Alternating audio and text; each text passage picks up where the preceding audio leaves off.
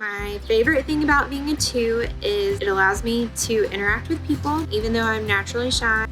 My favorite thing about being a 2 is my natural perception of others' needs and often meeting those needs before the person even knows that they have them. Discernment is a unique gift that 2s often have.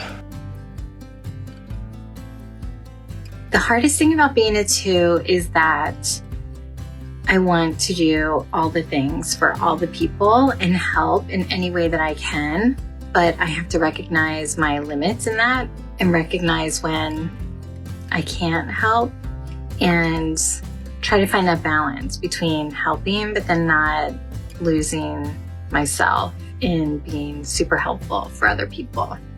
Over the years, I've come to realize that just because I can almost read the minds of those who I'm closest to, it doesn't mean that they can do the same.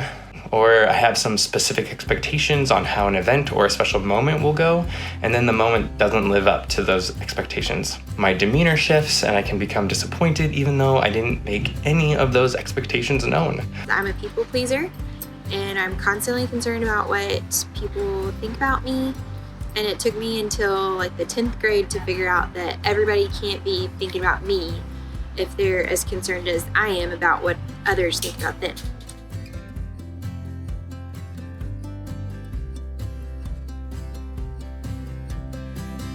Twos often have a hard time asking for the things they need. For a 2 to know that they're being thought of in the way that they often think about others, it can be really encouraging and uplifting for a 2. I'm really sensitive, and even when I know I shouldn't take things so personally, I do. I remember what people say for a really, really long time. So try to give constructive criticism gently and watch your tone. And if possible, think of a burger and have like a positive, and then like your meat is the constructive criticism, and then sandwich it with another positive.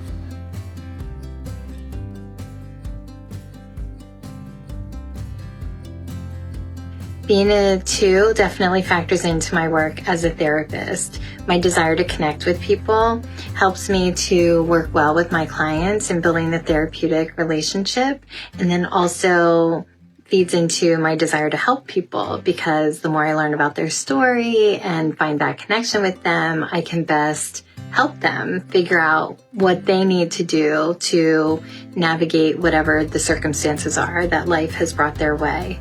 I'm a teacher, and so it fits perfectly. And I'm also a mom to a toddler. And I think being a teacher is pretty much the same thing as being a helper, because you're helping kids grow and discover new things and educating them. I became a Christian life coach that helps Christian parents think through the intersectionality, their faith, their identity, and family life. And I love helping parents think through this in their own lives and the lives of their kids as they begin to shift the narrative around identity and how we live into who God has created us to be. 2s seek connection. They're caring and helpful and inclined to gain love by being indispensable to others. They impart a measure of acceptance and appreciation that can help others believe in their own value. It's actually easy for women to mistype themselves as 2s because we're often socialized to be nurturing and compliant. Remember, Enneagram is not about behavior, but about motivation. 2s are genuinely motivated and energized by a desire to connect with others through care. For example, they might learn and ask about the families of all the service people they see in their daily life. They might extend a helping hand by cooking special meals, connecting members of their network who will benefit from knowing each other, give personalized attention to people they know who need it, or offer heartfelt support in various other ways. That is life-giving to them. We talked about how 1s are in the gut center. Well, 2s are in the heart center with 3s and 4s. This means they're feelings people, but 2s rarely have their own feelings. In fact, they feel everybody else's feelings. They experience themselves often in reaction to the feelings or behaviors of others, and because they need affection and esteem, they'll sometimes behave in ways that will secure the devotion or attention of the people around them. While heart people display their care for others in sometimes exaggerated manners, they also repress their aggressions and they hide behind kindness and constant activity. So with 1, we talked about the gut center and how the core experience of that was anger. Well, the core experience of the heart center is shame, and each type has their own unique reaction to it. 2s tend to be very caring for other people, so they get their regard and they don't have to feel their own shame. And they cultivate an image of being likable and needed, but have difficulty knowing their own feelings and needs. 2s tend to think, these people would not be able to survive without me.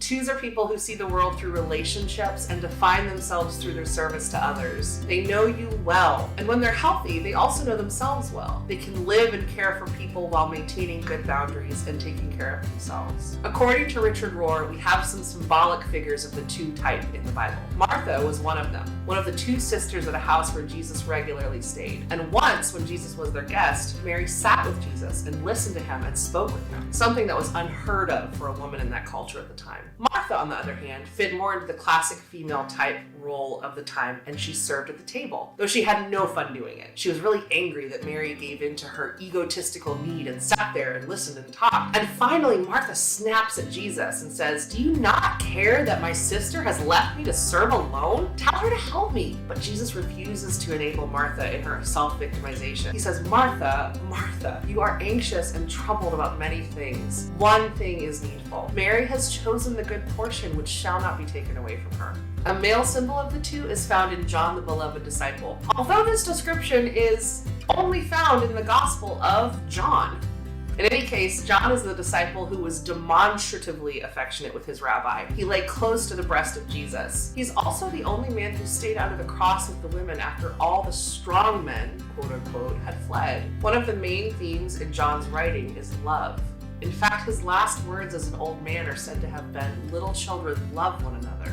According to Richard Rohr, John had a typical 2 shadow side that comes through clearly in 3 of the synoptic gospels. For example, he makes a bid with his brother James for the best place in heaven at the right hand of the Master. He also takes this place at the Last Supper. When he feels his love is not reciprocated, he becomes aggressive. After Christ and his disciples have been turned away from a village, he and James ask Jesus, "Do you want us to bid fire come down from heaven and consume them?" And while John speaks and writes about love, if we look carefully, we notice that the way he writes about it is often exclusive and applies only to the brothers. He draws a sharp distinction between who belongs and who does not.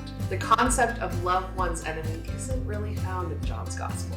Both of these people, as symbols of 2, show extraordinary care and generosity to the people around them. But the lifelong task of 2s is freeing themselves from the need to have their efforts validated by others. The invitation that redeems the 2's gifts is freedom from dependency. We can find some other examples of 2 in some fictional or famous people. Samwise Gamgee is an average to healthy 2. He believes in Frodo, supports him on his journey, and props him up when necessary. He never loses hope in his friend. Meanwhile, Scarlett O'Hara of Gone with the Wind is an unhealthy 2. She gives only to receive. She's perpetually childish, and she feels entitled to the love and affection of others no matter how much she manipulates them. For 2, it is a lifetime lesson to occasionally put themselves first, taking inventory of their own feelings and letting others learn how to do for themselves. I hope this has helped you better understand the 2 in your life, especially if it's you. 2s open our hearts and show us the way to be more deeply and richly human. They are hardworking and motivated people with a drive to connect with the world. They love attending to other people and feeling helpful. They are the friends we're lucky to have, and they can be the parent we've always wanted. Thank God for 2s. Join us tomorrow as we explore the next point on the Enneagram, 3, the achiever. In the meantime, check out the resources for 2 we have in the newsletter or in the description below. See you tomorrow.